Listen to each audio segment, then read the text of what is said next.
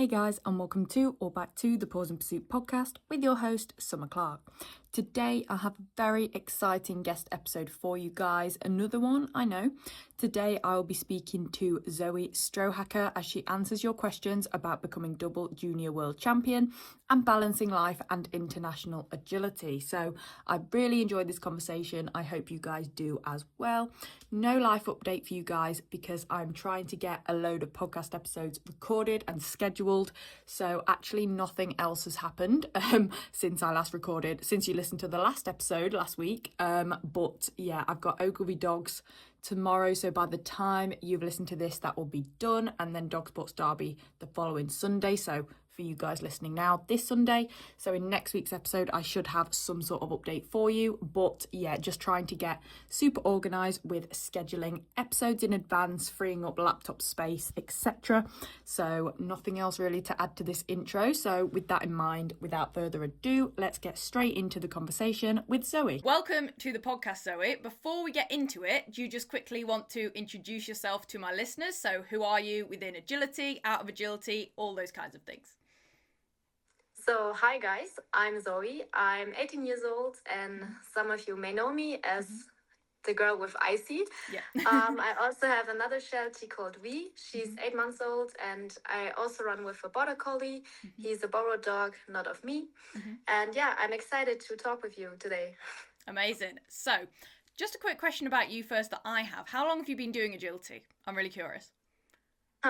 So I think it's about 10, 11 years. So in the beginning, I did it with borrowed dogs and not as good as today, of course, obviously. But I think about 10 years, yeah. Oh, right. Okay. So you started nice and young. Yes, with 8 years around that. Yeah, perfect. All right. So let's get into the listener questions then. So the first question is, how often do you train your dogs? So I usually train twice a week with my mom together. On Tuesday is the first lesson, and she also trains with her dog. We do it shared. And I also have another lesson on Thursdays. It's together with a friend, and my mom is also the trainer again. And I usually take ice for the lessons, especially on Tuesdays, but sometimes I do like puppy stuff, target training with me. And since Bo is not my dog, I usually borrow him like once a week, but sometimes there are weeks where I don't train with him. Okay. And I think it's important to give the dogs enough rest, and I think 2 days a week are enough. Sometimes it's not so much with 3 dogs, and I try to combine everything for all dogs so it's okay for them. Is it usually course running you focus on in those 2 sessions, or little bits, skills, stuff like that? Yeah, with ice, also skills. I had to work especially on the hard turns and the contact sometimes. And with Bo, it's also like more course running, but also sometimes the difficult stuff for us, so sequence training. And my mom always gives me advice what I have to retrain, and we discuss about it. Yeah. Is your mum an instructor then? Yes, she is. Okay, that's very helpful. Yeah. She Awesome. knows me the best. It's perfect. Is that how you got into agility then, through your mum?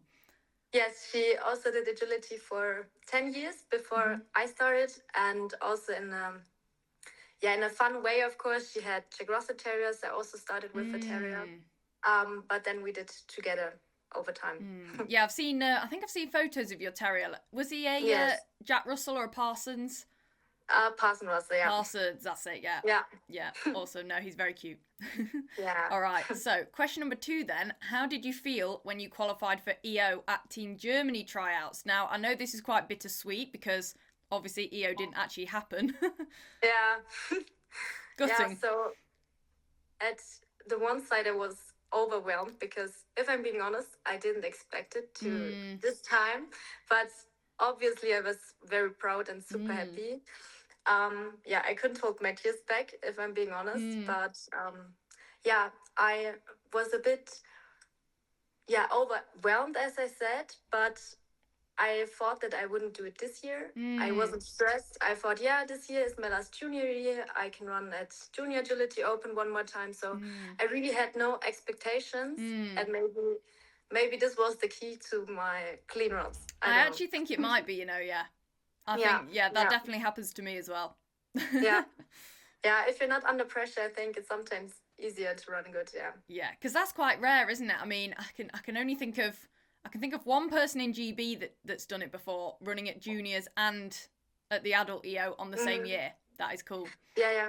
In Germany, it's also Lea. I think she did it 2 times already. Okay, yeah. wow, okay, yeah. No, very cool. But unfortunately, not this year, yeah. I know, yeah. At least you had JAO, though, to be fair. Yes, yes. Which you did very well at, but we'll come on to that. yeah. Thank you. Cool. Yes, I was very happy, especially in the interviews, for example. I was very excited because it was new for me. Yeah, yeah. I don't know what happened over the winter break. I don't know. Yeah. Yeah. I didn't have any words like now a bit. Yeah, you don't, do you? Just emotions. Yeah. Yes. Cool. So, how have you dealt with the transition from juniors to seniors, and did you find it daunting? So, is there any part of you that thinks, oh, it's quite scary, actually? Yeah, so I have to say that I'm junior at World Agility Open next year, one more time. Okay. I have the luck because my birthday is after the competition. Ah, perfect. Yeah, but my last Junior Agility Open was very emotional.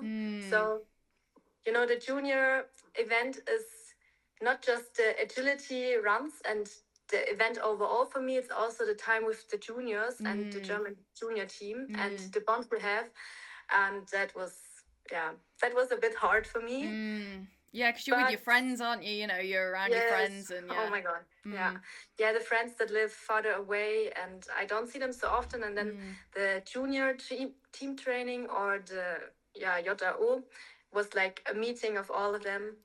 Okay. This is a bit sad. Yeah, so it's more again emotional rather than daunting. And I suppose because you've qualified for the senior EO, then you know you can do it. So it's not even like any imposter syndrome because you're like, well, I've qualified for it. Do you know what I mean? Yeah, so I'm not scared of running in the adult rankings now. But of course, it's something different compared to the junior ranking. I think we all know that. But I will give my best. I will see how it goes in the future. And I try to not make any pressure because there's so many other cool big events you can run. It doesn't have to be World Agility Open or European Open every year. Yeah, that's very true. It's not the be all and end all, is it? You can do other stuff, travel all over the world for other stuff. Yes. Yeah, no, that's very true. Cool. So, how do you know when you're ready to start competing at large events? Now, I don't know what this person means exactly by large events because it's subjective. Everyone has a different perception of what a large event is, I think. But if you're lacking a bit of confidence, you know, and you're only at small shows, how do you know when you can go, you know, you're ready to start going to maybe more difficult competitions, let's say that? I think when the dog is mentally strong enough to run in big atmospheres. I felt it with Bo, for example, at World Agility Open. He's a bit more sensible compared to Ice. Ice is like, bomb, I can do everything. She doesn't care about the stuff around the course. Yeah. But it's a bit harder with dogs that react to the atmosphere outside. And with I will take care that she's really strong mentally and physically, of course. But I try to bring her to the big competitions with Ice already, and she can learn to work in this atmosphere, even if it is not agility training, even if it's so like basic obedience stuff, that this works in the environment. Yeah. And I think as well, if you're training like you will be, training difficult courses, you know, pushing yourself and testing the dog's limits, then you know whereabouts your skills are, don't you?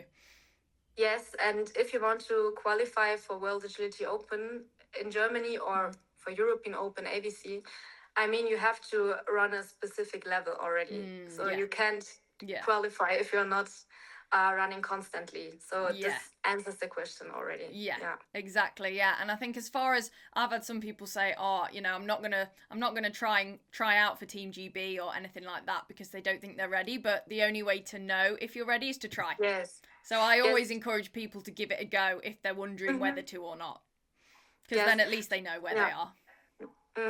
I think you have to try it. You don't know it if you don't try it.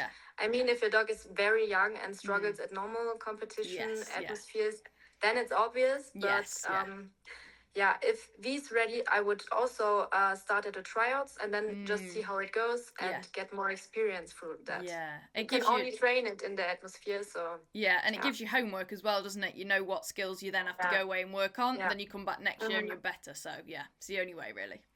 Yeah. Perfect. So, do you think that growing up in an agility family has helped you succeed? And what advice do you have for those who haven't had that luxury?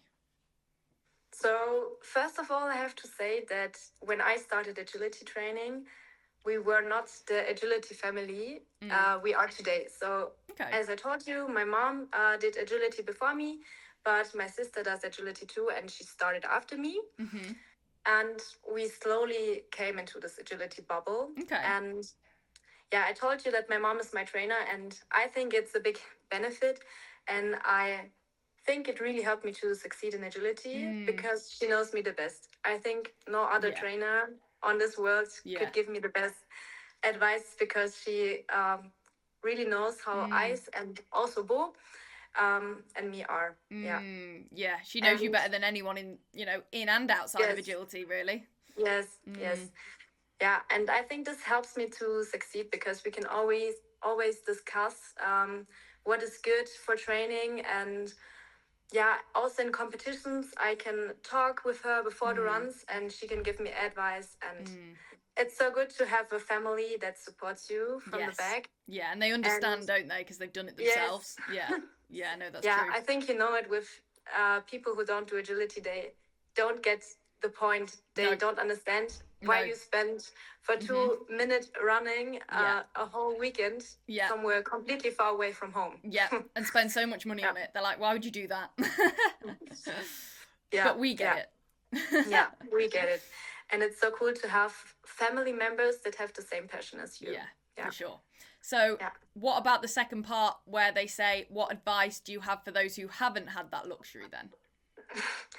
I think it's hard to give advice for them, but I think a trainer who engages with you and who really adapts to your stand of training is very important.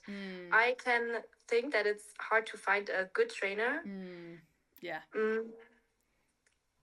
But this would be my advice. I feel like sometimes you have to trial and error with trainers as well. You have to try a few, and if you don't click with them, try a different one until you find one that suits you and your dog. And it's fine if one doesn't. That's totally normal. And I think this is the point with my luck with my mom. So. Yeah, exactly. And I think some people might think, if your family doesn't do agility and you're the first one in your family to do it, you're at a disadvantage. But, for example, I'm the first one in my family to do it, and I've still managed to do well, so it's possible. You just have to, like I said, find a good trainer, and luckily I have done. That you can absolutely still do it. Yeah, I mean, as a junior, it could be hard sometimes because you can't drive to competition alone. And if your family doesn't support you and doesn't help you or drives you to the competition, of course, this can be hard for them. Yes, true. So at this point, you have to be 18 and drive alone. But you can still be good in training. I mean, that's absolutely still possible. Get yourself ready for when you can drive to competitions. Yes.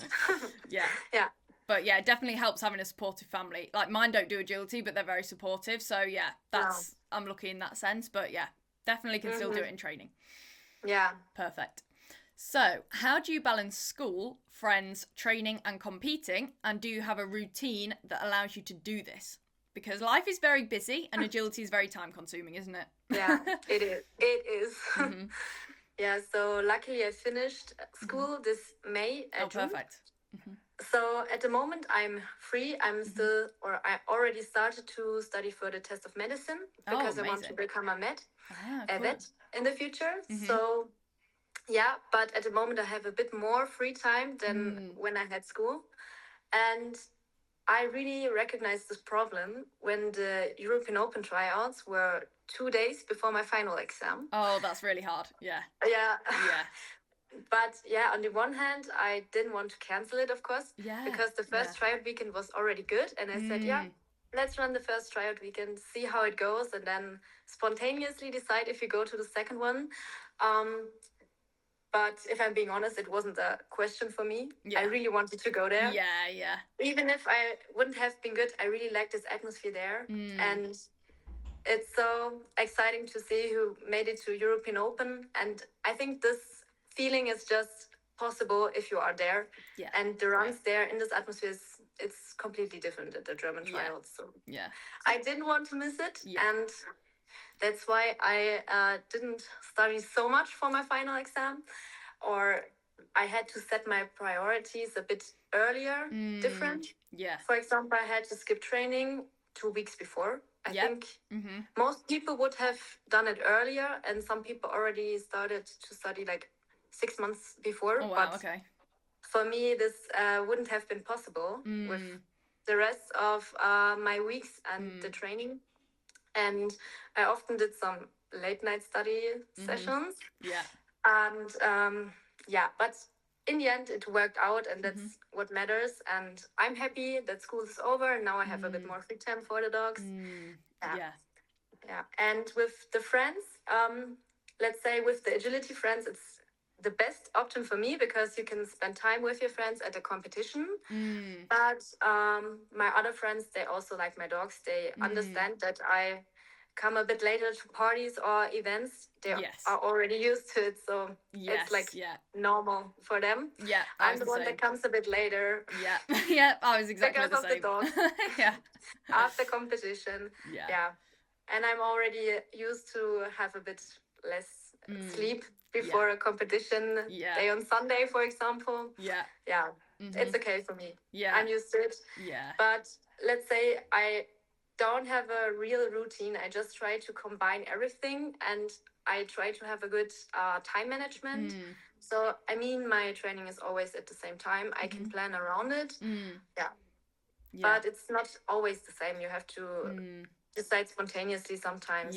I think you have to be flexible, don't you? And just try and balance it all and do a little bit of everything, and maybe accept that maybe you won't do one thing to the best of your ability while you're juggling a lot of things, but it's better than completely quitting one thing, isn't it? Yes. So it's acceptance as well. That's what I tried. All the time. And it's clearly worked, so. I'm happy with it so far, yes. Absolutely, I was never willing to give up agility for studies. I was like, you know what, I'll just do average at school as long as I can do well in agility. That's fine. It's okay. We study after training. Yeah, exactly. It will all work out. Cool. Yes. So how do you keep yourself and your dogs fit for agility then? So, as I already told you, I have like 1 to 2 times training with each dog, agility per week, but I also do physio exercises, so strengthening training, and also conditioning training with long walks, jogging, not with V since she's so young, but with ice. And I also take care to give the dogs enough rest. So that's why my training is on Tuesday and Thursday, because competition normally is on Saturday or Sunday. Rest days are important. Yes, and I don't do like strengthening training on Wednesdays when there's the rest day. I only do walking, and I think they need enough time in between the trainings. Yes, definitely. And I think it's better, and I want to do the sport as long as possible with healthy dogs, and I don't want to rush and to overtrain my dogs. Yeah, it's about longevity, isn't it? Yes. Yeah, that's my dream. I give my best for it. Yeah, exactly. What do you do for yourself then? For me, I also go to the gym, but it depends how often. I mean, at the final exams, I didn't go so often. Yes, of course.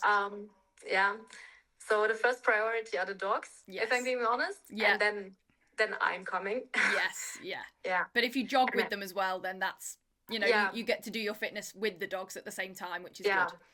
Yeah, I really enjoy jogging with ice, and I try to combine it to the rest of the week.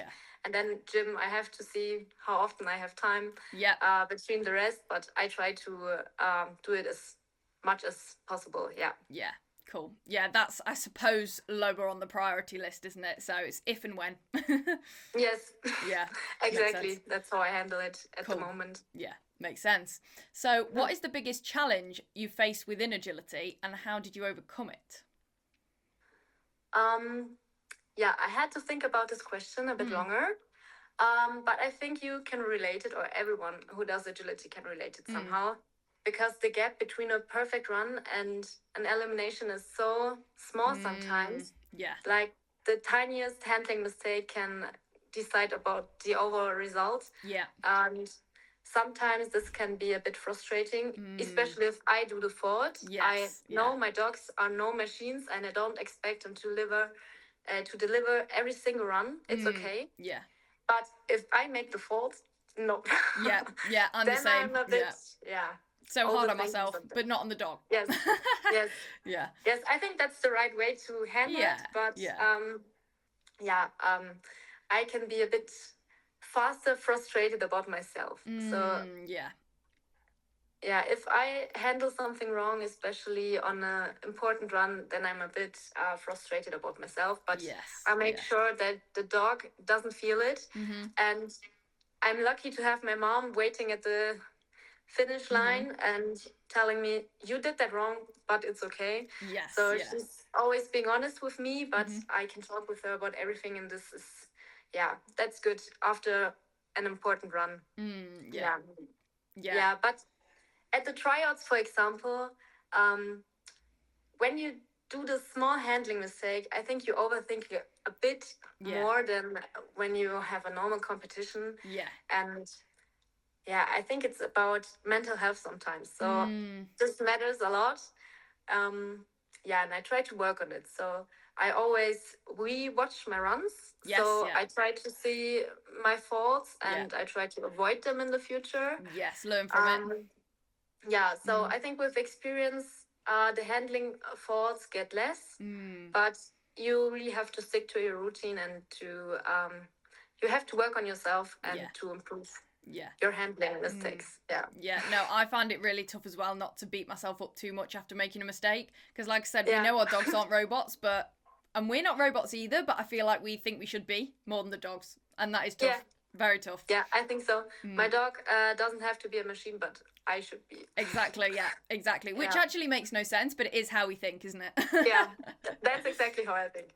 I think it's a bit hard sometimes, but better than being frustrated about the dog, because most of the time we make the fault, and you can not feel the faults you made in handling sometimes while running, and that's amazing to take a look at the run afterwards, and then you see, oh, okay, I was too late, that's why my dog didn't jump or drop the bar or something like that. And you have to rethink it sometimes. No, absolutely. No, that is a challenge. So what breed are you planning as your next dog then, and what is your dream breed? So as you can see, I'm a big Sheltie fan. But if I'm being honest, before V stepped into my life unplanned, I first thought about a border collie. Because we have the best example at home. So my mom's border collie Jin, she's an absolute dream dog at work and at home. She's so calm at home, and she tries to avoid any mistakes. She always wants to make sure she's right. And at work, she still is amazing in agility, especially. But for university, I decided to take a smaller dog because it's easier to take them with me. It makes sense.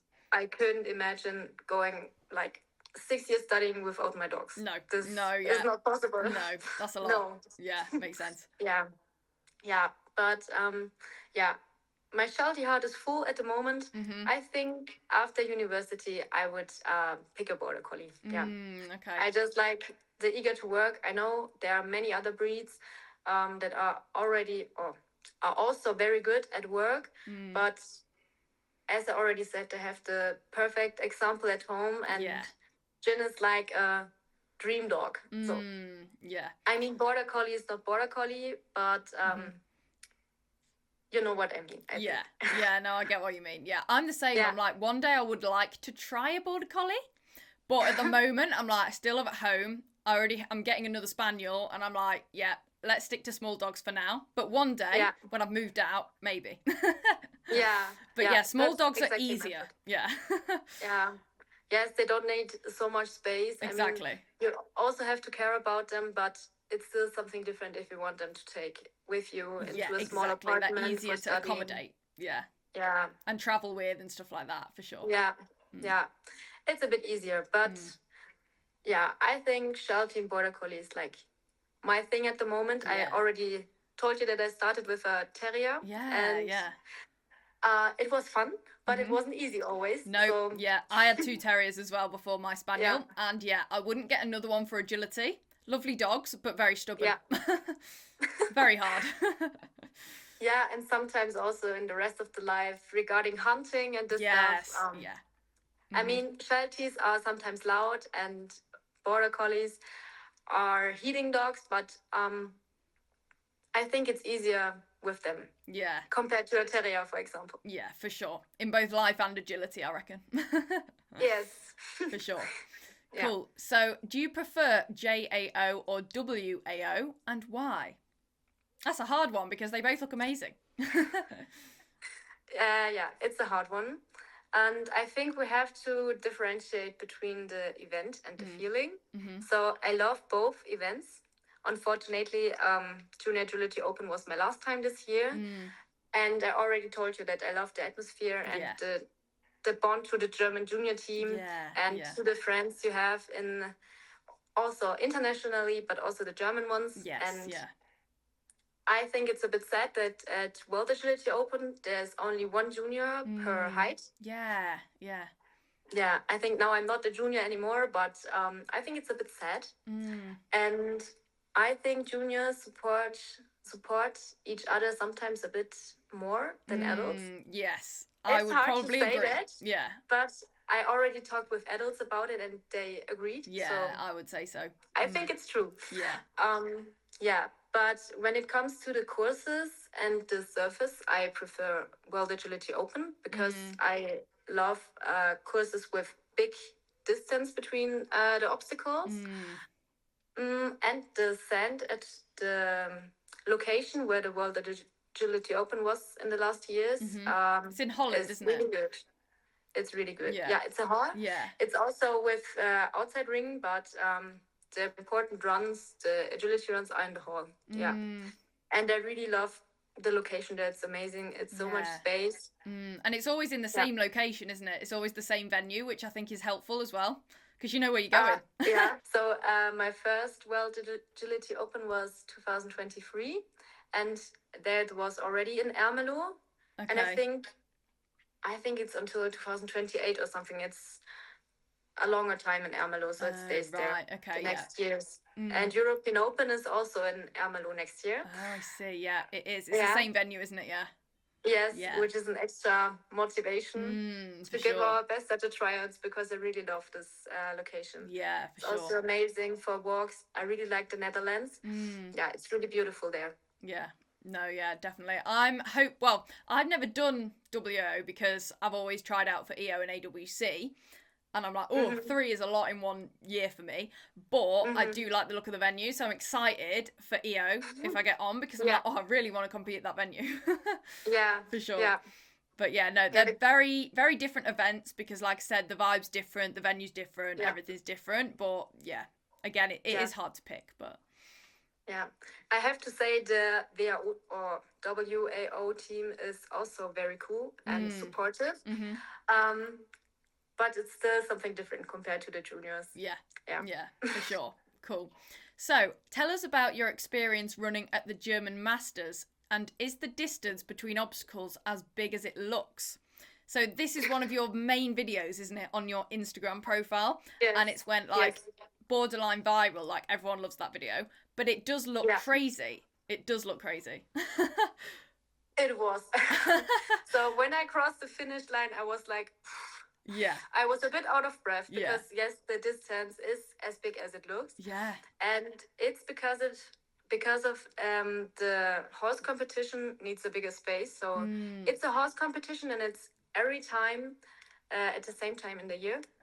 And we were like a show program in between. So it wasn't agility or real agility. It was just to show the people more about our sport. And my mom got asked to organize it, and of course with agility with our dogs. So I see. Okay. Yeah, so it wasn't a competition, it was like a demo kind of thing. Yeah.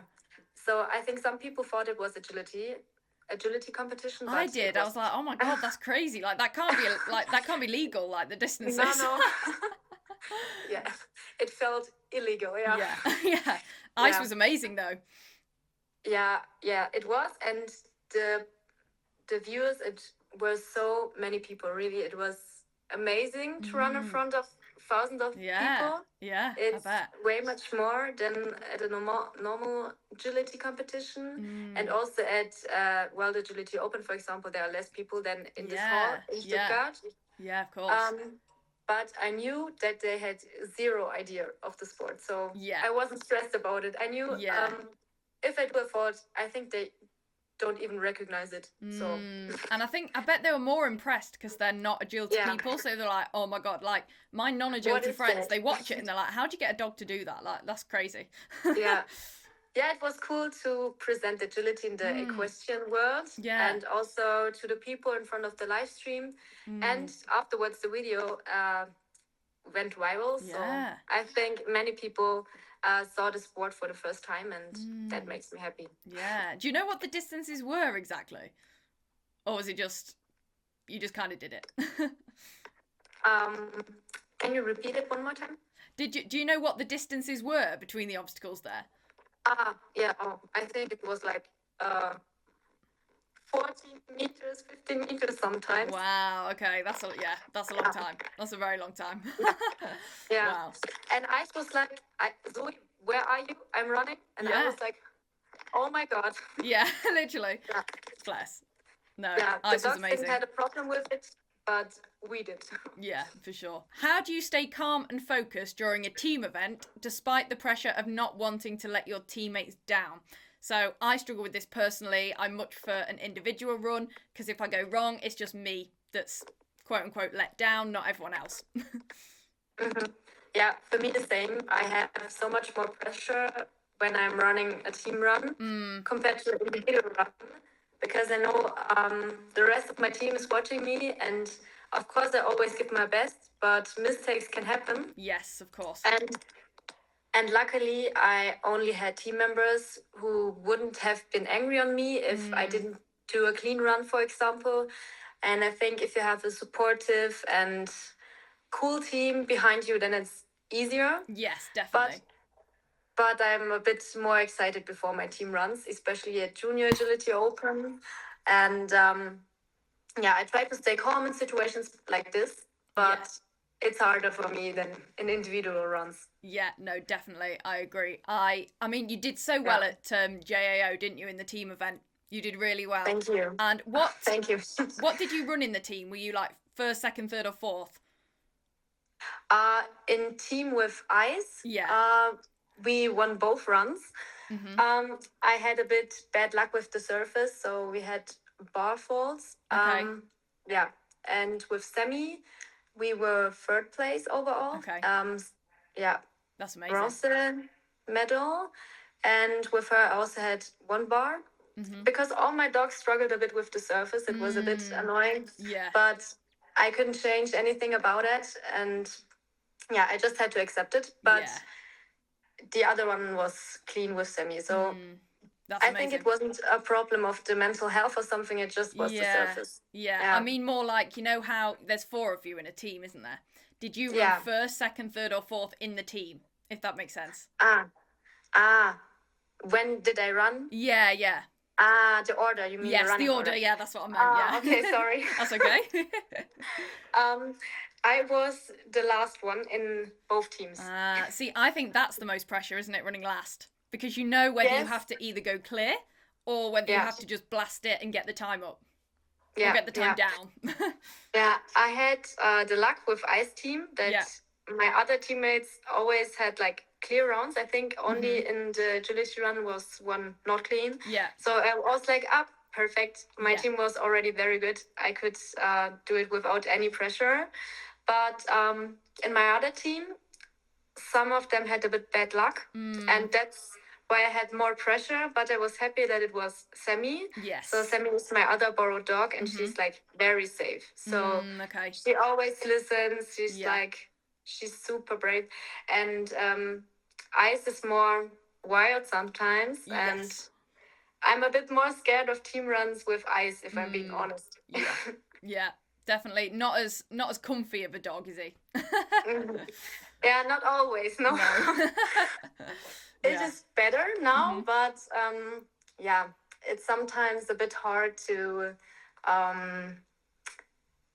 know what she would choose in different situations because she's a bit crazy sometimes. She's fast, and she also decides very fast. And if I make the tiniest handling fault, it's like over. She picks up on that and responds to it. Yeah. No, that makes sense. Yeah. I think Sammy's like very safe, and she listens very good, and I can fully trust her. I tried to trust Ice too, but it's a bit harder for me. I think with team as well, what you got to do is just go in kind of not thinking this is team, and just think it's me and the dog against the course like any other run. And that's when you're going to do the best. It's trying to get that out of your head and not be so outcome focused, isn't it? Same as any run, I guess. I always try to ignore that I'm running team. Of course I can. But I really try to focus on my dog. And before the start, I ignore the rest around myself. And I just try to focus on the course and different parts that make me think about it. Yeah. As if it was any normal individual run. Yeah, I try. Yeah. I mean, it's always going to be in the back of your head, but it's a skill in itself, isn't it? You got to practice. But cool. Awesome. So how are your dogs different to handle, and how do you switch between them at a competition? So say you're running all of your dogs at the same competition, how do you switch from one to the other when they're different dogs with different, styles and preferences from you and stuff like that? So all 3 dogs have a different running style, but I think Bo and Ice are sometimes a bit similar. Okay. Just that Ice is a bit faster than him. And with Bo, I have to take more care about the tight turns since he is very big. And he struggles with it sometimes. And with Ice, that's the point I already talked about in the question before, with her fast decisions and with my tiny handling mistakes and the timing problems sometimes. But between Bo and Ice, I don't have to switch so much. I just have to remind myself of the right comments, since Bo is not my dog and he has completely different comments. Oh, that's so hard. I'll be saying all the wrong ones for the different dogs. Sometimes between running, I hear myself say a comment and then I'm, oh my God, no. Wrong and one. then I say the other one very fast afterwards. That's but funny. This doesn't happen so often. I give my best to already think about the right comments for each dog in the coursework. So I split my coursework like into 3 parts. And I first, for example, look at the course for Ice, and then afterwards for Bo, and then for Sammy, and try to remind myself which dog has which comment. And with Sammy, for example, I do much more crosses compared to Ice, since she's not as fast as Ice. And I always have to push her a bit more. And with Bo and Ice, I have to think about the parts where I have them, or where I have to slow them down a bit. Especially on the turns and this kind of stuff. Okay. So it's making sure that you course walk for the different dogs. And then again, it's another thing that's practice, isn't it? The more you practice running different dogs, the better you'll be at switching between them, and the faster that'll happen. Yeah, I'm already used to it, so it's not so hard for me to switch between them. And if there's sometimes between Sammy and Ice, not so much time since they're running in medium both. I always make sure I have someone who holds my dog after the walk, after the run. So I still have enough time to prepare the other dog for the next run. And I always take enough time for the warm-up, since it's very important for me. And after the runs, I always do a cool down with all of them together. And I think the warm-up before is perfect to focus on the next dog. And this is like the part of my routine I have before running the competition run with each dog. I suppose it's not just about physically warming up, is it? It's about mentally getting you and the dog in a partnership, in the same headspace, really tuning into that dog. So I can see how that would be important. That's how we do it, or how we handle it at competitions. And I still have to remind myself of the comments, and I really have to focus. So if I'm only running with one dog, it's easier. For sure. But I still love to run with different dogs, because I can try different options in the course. Since I have one dog, I have to push a little bit more, and then on the other side, ice, for example, where I have to take care of the turns and different obstacle discrimination, for example, because she's so fast and so easy in a tunnel or in a wrong decision. Yeah, no, that's very true. Is there one that you prefer to run first to kind of get used to the course, or does it not matter? So you mean which dog I like the most for running? Which one you prefer running first out of all of them if they're all on the same course? With ice. I think with ice, I love to run with her the most since she's my own dog, of course. Yeah. And sometimes it would be easier to start at the competition with Semi because she's like the safe number. Yes, and true. I already know the course then, but I don't make a difference between running with each dog at first at the competition. But if I had to choose one dog with which I would love to run at first, it was always ice. Yeah. Okay. Yeah. You've got a special partnership with your own dog, haven't you? Yes. I mean, she's my heart dog. Yeah. And I have her around me all the time. That's the other bad point with borrowed dogs, that you don't have so much time with them compared to your own dogs, of course. Yeah, true. And the bond is something different. I mean, Bo and Sammy love me both, but it's not the same compared to my own dogs. Yeah, no, for sure. Yeah, see, I only run one dog at the moment, and I'm getting another one next year, and that's going to be so hard for me, I think, because I've run one dog for like 5 years. So I'm going to have to get used to switching between two different dogs, but it's a skill. It's another skill. Yeah, it comes with time and with practice. Sure. Yeah, definitely. Cool. So would you like to teach agility full-time one day? I mean, you've already said that you're doing med, so probably not. I love teaching agility, and I already learned a lot through it, and also about the different lines with the different teams and the different dogs and the different way of work, or how dogs do the work differently. I really like to see that, and you get to know the different teams very well. Yeah. And I still think that there's a bit more to see than agility. And I already told you that I would love to become a vet. And I had this dream with 4 years straight on. So I think that's my dream. And for the future, I could imagine to have like my normal job. And this together with teaching. Yeah. So agility, kind of teaching agility more on the side of being a vet. Yeah, that makes sense. Yeah, also half.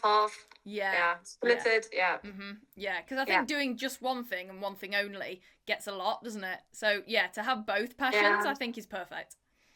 Yeah, I mean, I think I really like it. I could do it, but I'm already on the side of veterinary medicine. So if I wouldn't have to stream, I could really imagine it. Yeah, no, that makes sense. Cool. So last question then, more personal to you. What are your personal agility goals for the future? So my goal for next year especially is to qualify for European Open. Yes. Since it is in Ermelo, and I love this location. Yes. As I already told you. And my dream is to run at World Championship at ADC one day. So it's more like a dream. Somehow also a goal, but I don't want to make any pressure.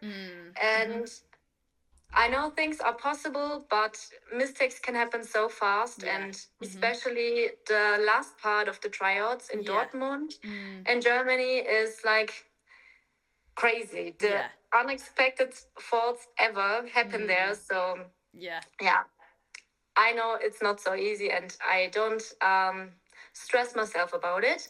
And at the moment, it's like starting to train with the real agility training, not just like physio exercises and obedience, basic obedience. And I think I also will enjoy to run in grade 0 for the first time again. Because it will be so easy, and I think it will make a lot of fun to start with one dog from the beginning. And you did this all by yourself regarding the training stand of the dog. For sure. And I'm very excited about that. It's a completely different journey, isn't it? But very exciting. And watching that progress. I'm very excited for it. Yeah, for sure. No, that's very exciting. And of course, for the future overall, to never lose my passion for the sport. Yes. But I think this will not happen. No, unlikely. Yeah, and always have fun with all my dogs. Yeah, that's got to be the main thing for everyone, for sure. Yeah. Awesome. Well, that is all of the questions. Thank you ever so much. That was awesome. Thank you too.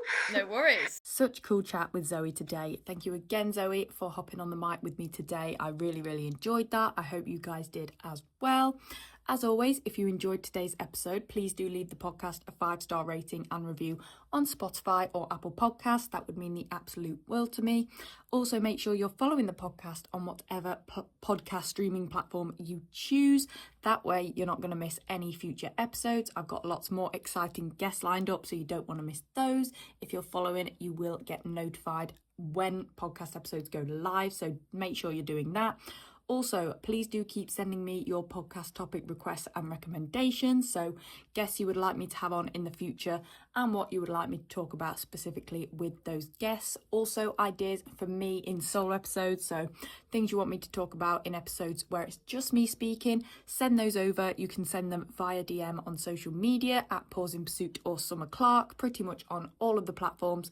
Also, make sure you're following me over on all of the social media platforms. That is where you can keep up to date with me, with Arrow, what we're getting up to. Again, that's Pause in Pursuit or Summer Clark. I'm on pretty much every single platform, especially Instagram. That is the one that I am most active on. I also offer in-person agility training in Lincoln, postcode LN6. So if you're interested in training with me, whether that be a one-to-one or a group class, then please do send me a DM. We can get you booked in and I can let you know what availability I have, what group classes I currently have spaces in. So again, just send that via DM. I would love to have a chat with you guys. I've also got lots of exciting workshops planned there now throughout the winter, so make sure you give me a message and get involved in that. Also, we are fast approaching winter training season, which I know it's crazy, but it does mean that it's time to crack down on all the things that you really need to get cracked down on ready for next season. So please do follow my link in the description of this podcast episode to Save Stride Solutions and treat yourself to some training aids, whether you want a weave guide, a dog walk stride regulator, a tight turn guide. They're all there and they will help you basically just improve your dog skills, your skills ready for next season over winter. Okay, so now is the time to get those. Treat yourself, you deserve it after a hard season of competing. And like I said, we want to be our best next season, don't we? So let's crack on. They've helped me and Arrow on our agility journey, and also they are actively helping my students as well. Like, I can see the difference they make. So do go over there to my link and treat yourself to some training aids that you need. And I think that is it, guys. Without further ado, I will speak to you all next Wednesday. Thank you again, Zoe, for coming on today's episode. And I hope you guys enjoyed it as much as I did. But yeah, I will see, well, it's Wednesday today of next week, blah, blah, blah. So I will see some of you at the Dog Sports Derby IQ this Sunday. But if not, I will speak to you all next Wednesday at 8 p.m. Bye, guys.